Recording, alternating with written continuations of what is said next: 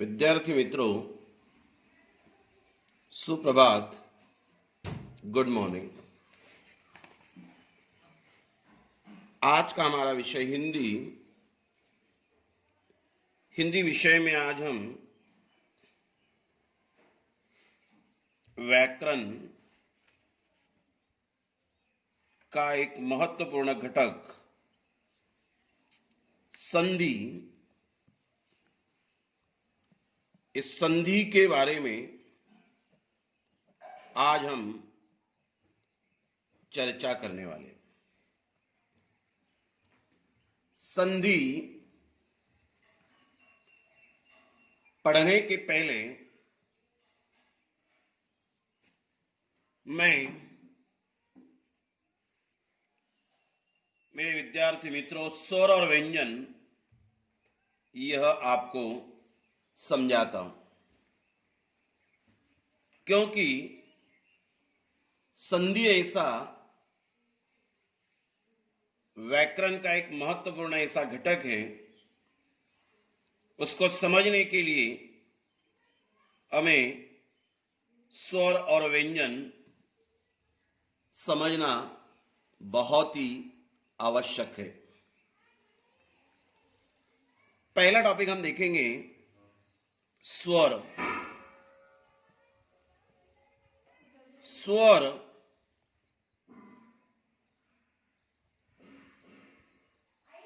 स्वर का अर्थ क्या होता है, उसकी परिभाषा क्या है, उसकी व्याख्या क्या है। उसकी व्याख्या जिन वर्णों का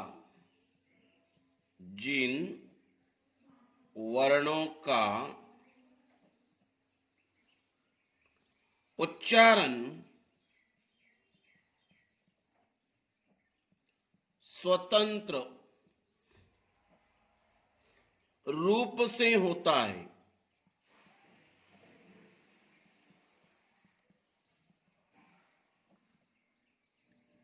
जिन वर्णों का उच्चारण स्वतंत्र रूप से होता है या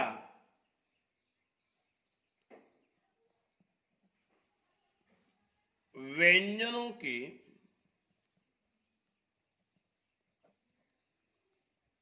उच्चारण में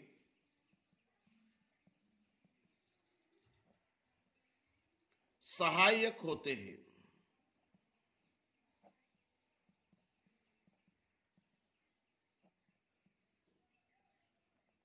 वे स्वर कहलाते हैं। बच्चों, ये स्वर की ऐसी परिभाषा है, व्याख्या है। अभी ये स्वर, उसकी परिभाषा को मैं पुनः पढ़ता हूं। जिन वर्णों का उच्चारण स्वतंत्र रूप से होता है या व्यंजनों के उच्चारण में सहायक होते हैं, वे स्वर कहलाते हैं। अभी ये स्वर कौन कौन से हैं, उसको हम देखते हैं। उसमें देखा जाए, पहला आएगा आपका ओ, आ, ई,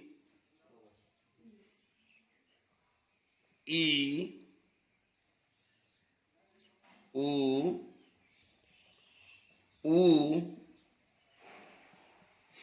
रू, ए,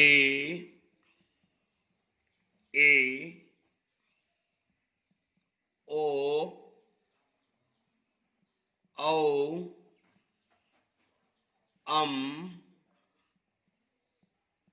आहा। तो ये जो है हमारे ये स्वर कहलाते। हिंदी में क्या कहलाते? स्वर कहलाते। ये स्वर है अ आ ई उ रू ए ओ औ आ। 1 2 3 4 5 6 7 8 9 10 11 12 और ये 13 हमारे स्वर है। उसके बाद इसमें भी हम कभी देखते हैं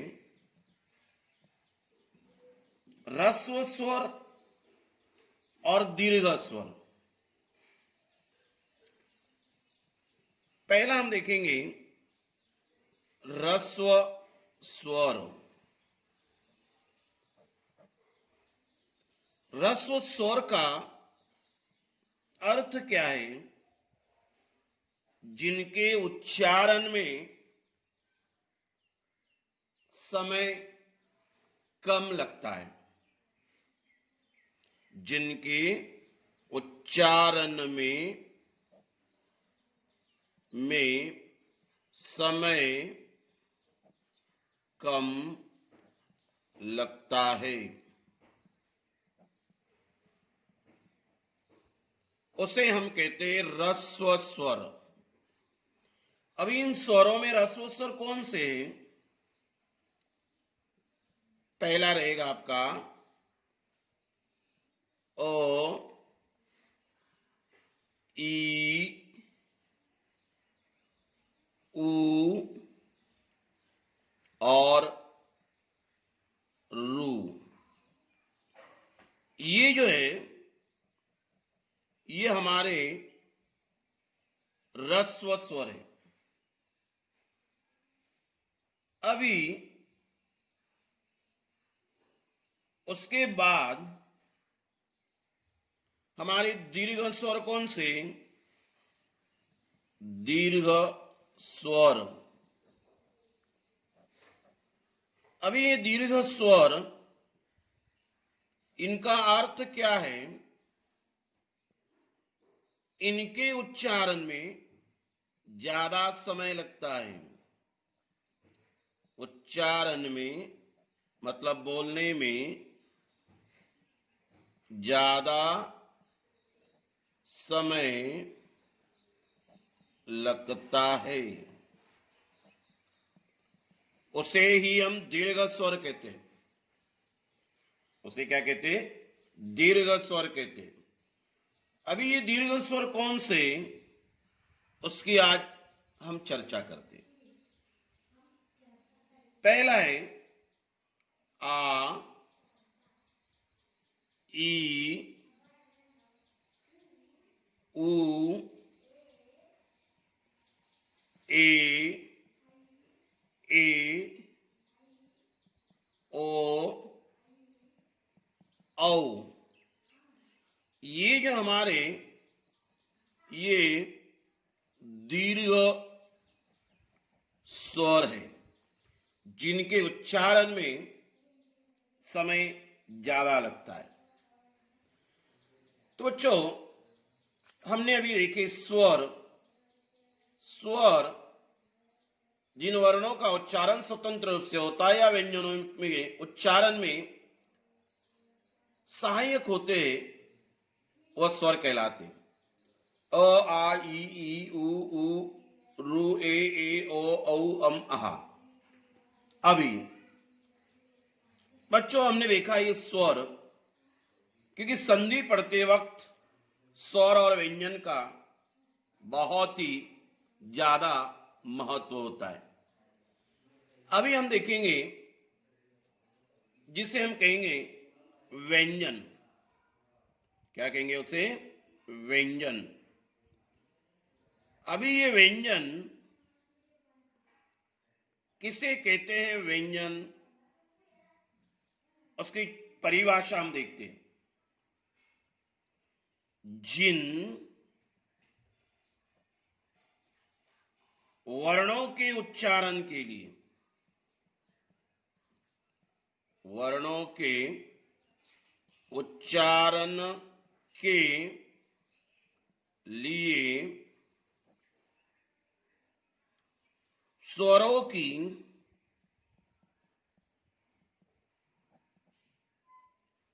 सहायता ली जाती है,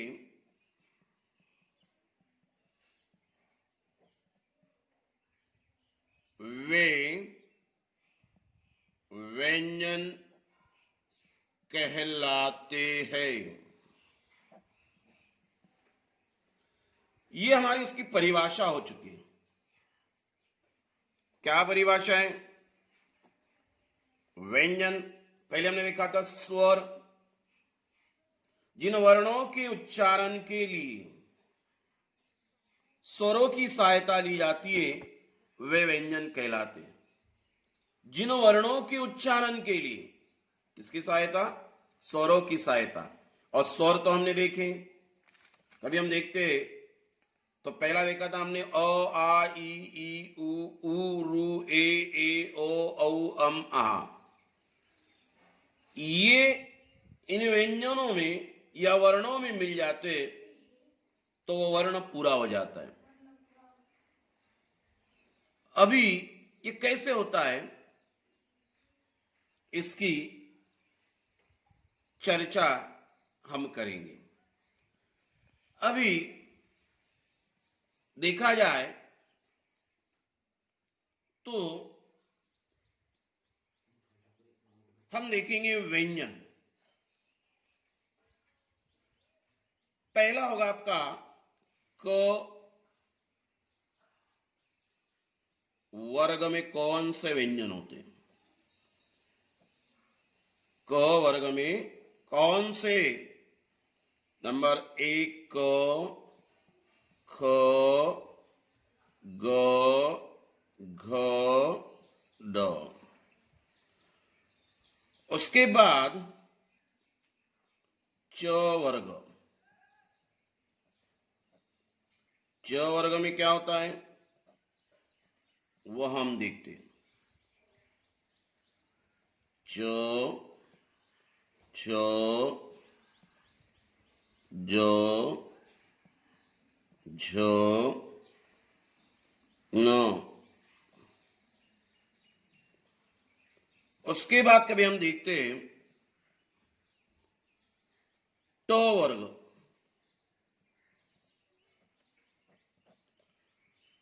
ट वर्ग में क्या होता है? ट, ठो, ड, ढ, न। ट वर्ग के ये वर्ग है, ट, ठ, ड, ढ, न। अगला वर्ग हम देखेंगे तो वर्ग। बच्चों तो वर्ग की स्थिति क्या है? तो, थो, दो, धो, नो। उसके बाद प वर्ग की स्थिति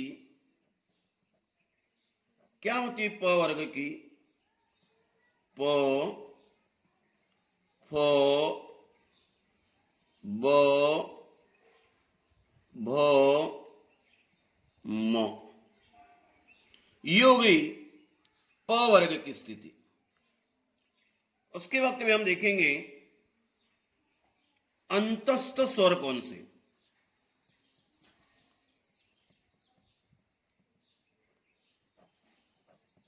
अंतस्थ। ये अंतस्थ व्यंजन क्या है? य, र, ल, व। य, र, ल, व। बच्चों ये हो गए आपके अंतस्थ। उसके बाद कभी मैं बताऊंगा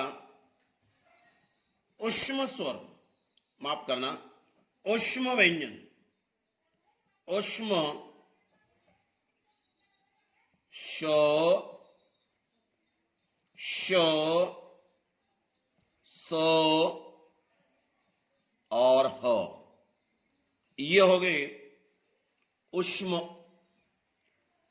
उसके बाद कभी हम देखते हैं संयुक्त स्वर कौन से। संयुक्त कभी आप देखेंगे तो संयुक्त में क्या होता है। संयुक्त में कभी देखते हैं तो संयुक्त स्वर, संयुक्त व्यंजन जो है क्या होता है संयुक्त में। अभी संयुक्त में पहला होता है क्ष। ये कैसे बन गया, क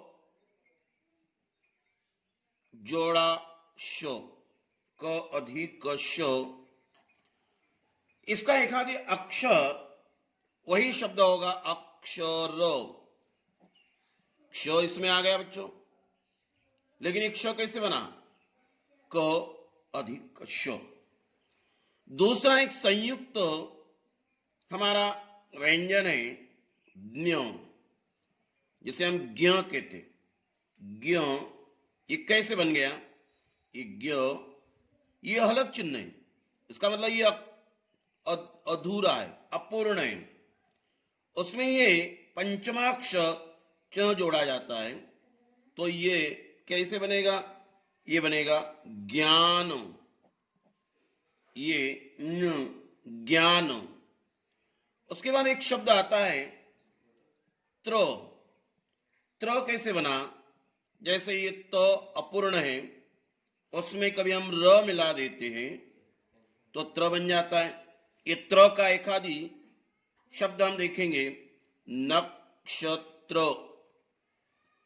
आ गया, इसमें त आ गया, इसमें ज्ञ आ गया, इसमें क्ष आ गया। लेकिन इसको हम वर्णमाला में नहीं गिनते।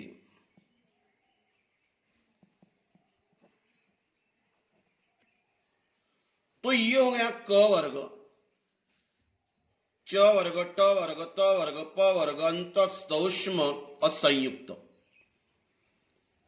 असल में क वर्ग का पांचवा, 1 2 3 4 5, च वर्ग का पांचवा, ट वर्ग का पांचवा, त वर्ग का पांचवा, प वर्ग का पांचवा। तो इसको हम पंचमाक्षर भी कहते हैं। क्या कहते हैं इसको हम, पंचमाक्षर भी इसे कहते हैं। अभी ये स्वर और व्यंजन कभी एक दूसरे में कैसे मिलते हैं, उसकी भी आज हम चर्चा करेंगे। फिर हम जाएंगे संधि के प्रकारों की ओर, क्योंकि संधि समझने के लिए स्वर और व्यंजन का समझना बहुत ही जरूरी है। अभी कभी हम देखते हैं तो क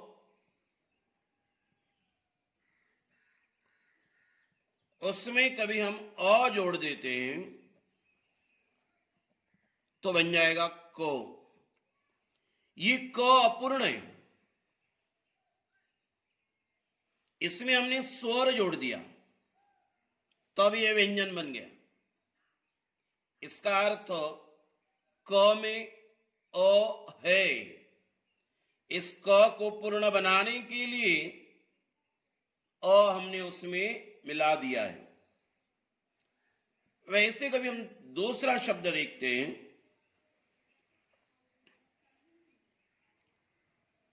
क,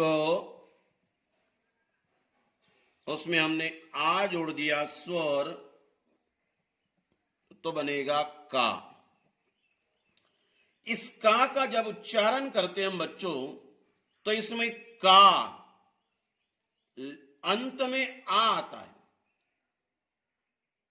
ये अलग चिन्ह लगाया, मतलब ये अपूर्ण है, इसमें मैंने आ मिला दिया तो का बन गया।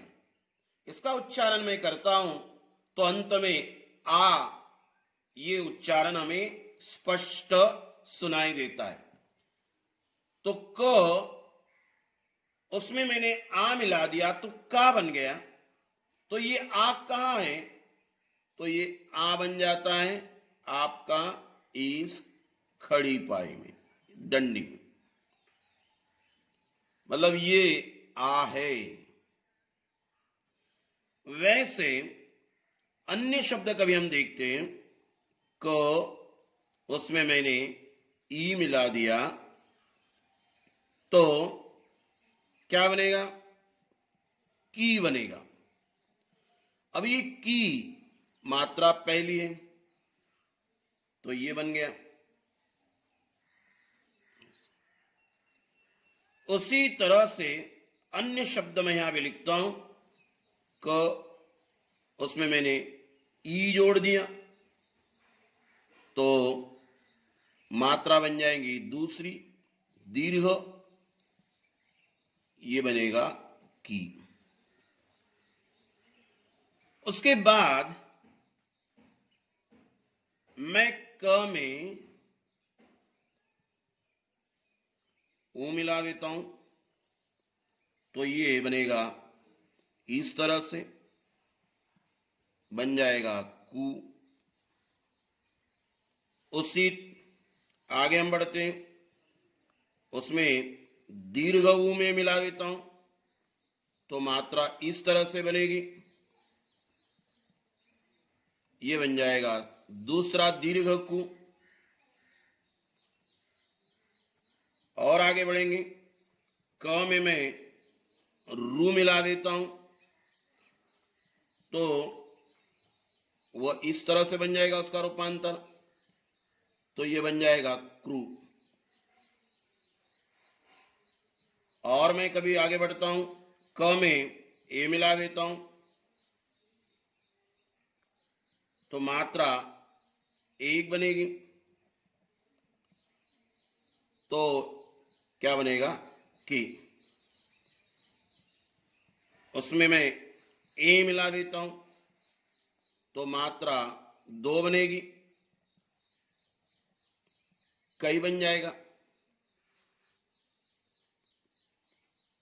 आगे कभी हम देखते हैं, क में मैं कभी ओ मिला देता हूं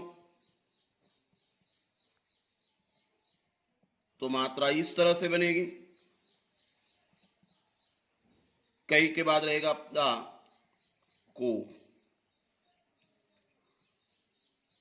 उसमें क में कभी मैं औ मिला देता हूं तो मात्रा दो बनेगी, बन जाएगा कौ। उसके बाद क में कभी मैं अम मिला देता हूं तो बनेगी एक अम, तो बनेगा कौ कम। एक बिंदी मैंने इसमें मिला दी। उसके बाद क आहा बन जाएगा तो उसकी मात्रा ऐसी बनेगी, कम के बाद रहेगा कहा। तो ये रहेंगे हमारे व्यंजन। उसमें हमने मिला दिए स्वर। इसमें स्वर मिलाने के बाद हमारी 12 खड़ी तैयार हो जाती है। क, का, की, कु, क्रू, के, कई, को, कौ, कम, कहा। पुनः मैं पढ़ रहा हूं, क, का, की, कु, क्रू, के, कई, को, कौ, कम, कहा। तो जो आपको ये समझ में आएगा स्वर और व्यंजन, और ये स्वर और व्यंजन संधि समझने के लिए बहुत ही आवश्यक है, क्योंकि संधि के जो 3 प्रकार हैं, स्वर संधि, व्यंजन संधि और विसर्ग संधि, इन संधि में जैसे स्वर संधि होता है, इसमें दोनों जो है स्वर निर्माण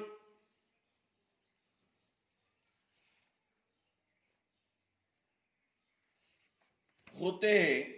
जब दो स्वर आपस में मिल जाते हैं, और दो स्वर मतलब अभी हम देखेंगे कौन से स्वर, तो ये स्वर आ गए अ आ ई। वैसे देखा जाए उसके भी कुछ प्रकार हैं जिसकी हम चर्चा करेंगे। व्यंजन संधि कभी आता है तो पहला होता है व्यंजन, फिर स्वर या व्यंजन उसमें मिल जाएगा तो व्यंजन संधि होता है। तो उसके लिए हमें व्यंजनों का पता होना चाहिए, जो क वर्ग, च वर्ग, ट वर्ग, त वर्ग, प वर्ग, ये व्यंजन हमें पता होने चाहिए। कभी विसर्ग संधि होता है तो पहली ध्वनि विसर्ग होती है और दूसरी स्वर या व्यंजन हो, तो हमें विसर्ग पता होने चाहिए।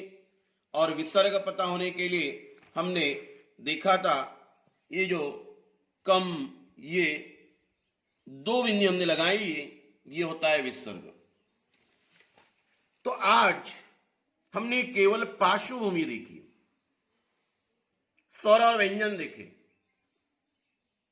व्यंजन में स्वर मिल जाता है तो हमारी जो 12 खड़ी बन जाती है, वर्णमाला बन जाती है। इसकी स्वर ये कौन से प्रकार है उसकी चर्चा जो है वह हम अगली तासिका में करेंगे।